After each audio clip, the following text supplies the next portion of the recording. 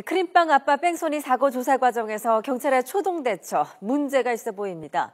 엉뚱한 차량을 수배해 시간을 벌였는데 또 경찰이 사건 초기에 현장에서 사고 차량인 윈소매 안개등 파편을 확보해놓고도 이를 간과한 것으로 드러났습니다. 이성우 기자입니다. 사건 발생 19일 만에 피의자 37살 허모 씨의 자수로 막을 내린 크림빵 아빠 뺑소니 사망 사건. 수사 초기 경찰은 용의 차량의 파편이 발견되지 않았고 목격자도 없어 수사에 어려움이 많다고 강조했습니다. 하지만 경찰의 이 같은 말과 달리 사고 현장에 증거가 있었던 것으로 확인됐습니다. 경찰은 사고 당일 현장에서 사고 차량 윈스톤과 동일 차종의 안개 등 부품을 발견했습니다.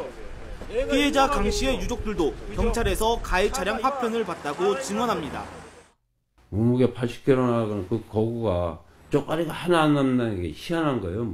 저는 그게 이해가 안 가요. 경찰에 가보니까 아무것도 없어요. 그 동그란 카바만 있는 거예요. 윈스톰은 피해자 29살 강모 씨를 치여 숨지게 한 사고 차량이었고 이 파편은 강 씨와의 충돌 순간 떨어진 것으로 나중에 확인된 겁니다. 결국 사고 현장에 증거가 있었지만 경찰이 이 증거를 무시하고 엉뚱한 차량을 용의 차량으로 지목해 초기에 범인을 검거할 기회를 놓쳤습니다. 경찰은 지면 37cm 높이의 무릎 밑에서 골절 흔적이 발견됐다는 소견과 잘못된 CCTV 분석으로 가해 차량을 BMW 승용차로 추정했습니다. BMW에 집착한 이유가 국가수에서도 승용차다. 골절된 다리 부여하고 승용차랑 그 범바가 비슷하다 해가지고 사실 그냥 승용차에만 치중을 했는데.